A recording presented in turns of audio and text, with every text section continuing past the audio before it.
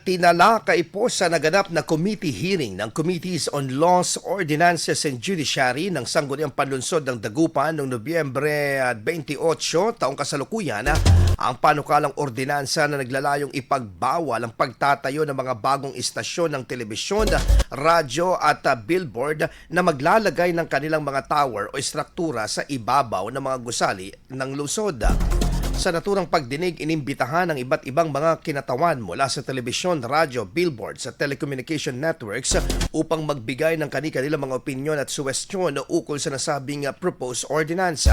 Dumalo rin si Dagupan City Engineer Josephine Corpuz na nagbahagi ng updated wind load capacity para sa mga kasalukuyang itinatayo at planong itayong istruktura sa lungsod na dapat ay kayang humawak ng hanggang 300 kilometers per hour o higit pang lakas ng hangin.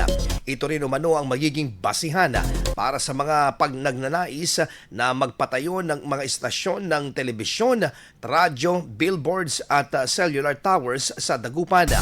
Hiningi rin ang pagsang-ayon ng mga kinatawan ng media at telco stations sa planong mandatory inspection ng Dagupan City Engineering Office bago tumama ang mga paparating na bagyo sa hinaharap. Ayon kay Councilor Michael Fernandez, author ng draft ordinance, ang panukalang ito ay bahagi ng mas pinaigting na paghahanda para sa seguridad at kaligtasan ng mga Dagupenyo tuwing may malalakas na bagyo upang maiwasan ang mga nangyari noong kasagsagan ng pananalasa ng bagyong Uwan.